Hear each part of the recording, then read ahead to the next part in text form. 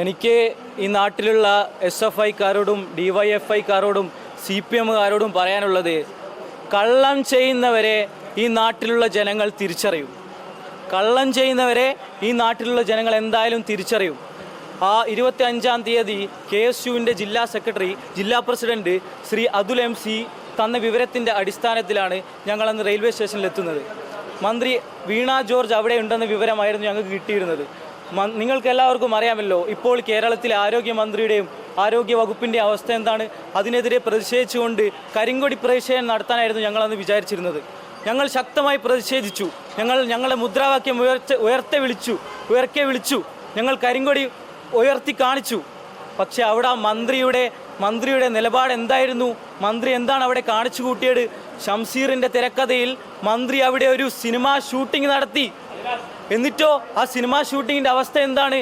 ജനങ്ങൾ അത് ചുരുട്ടി ചവിട്ടുകൊട്ടയിലേക്ക് എറിഞ്ഞു. ഞങ്ങളെ 16 ദിവസം അവർ ജയിലിലടച്ചു. എന്നിട്ട് എന്തായി? ജനങ്ങൾ തിരിച്ചറിഞ്ഞില്ലേ? എൻ്റെ വീട്ടിലേക്ക് അവർ ബോംബെറിഞ്ഞു. എൻ്റെ അച്ഛനും അമ്മയും ഉറമിക്കിടക്കുമ്പോൾ അവർ ഞങ്ങളെ ആക്രമിക്കാൻ ശ്രമിച്ചു. ഇതൊന്നുമല്ല എൻ്റെ നേരെയുണ്ടായ ആക്രമണങ്ങൾ. കഴിഞ്ഞ ദിവസം ഞാൻ പാലയാട് പഠിക്കുന്ന സമയത്ത് ഏകദേശം 1 വർഷം മുന്നേ എന്നെ അവിടെ അവർ ക്രൂരമായി മർദ്ദിച്ചു. എൻ്റെ വയറിന് വെട്ടേറ്റു. ഞാൻ തളർന്നില്ല. നിരവധി തവണ എന്നെ ക്യാമ്പസിൽ ആക്രമിച്ചു. ഞാൻ തളർന്നില്ല. ബോംബെറിഞ്ഞു. 16 ദിവസം ജയിലിൽ അടച്ചു. ഞാൻ തളർന്നില്ല. ഇനി ഒരിക്കലും തളരുകയുമില്ല. ഈ പോരാട്ടം തുടർന്നു കൊണ്ടേയിരിക്കും.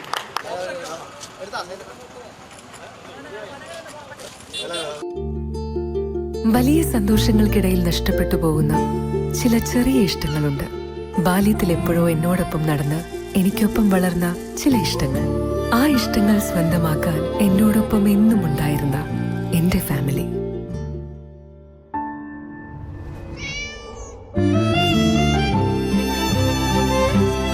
എന്റെ ഇഷ്ടങ്ങൾ എന്റെ ഫാമിലിക്ക് അറിയാം.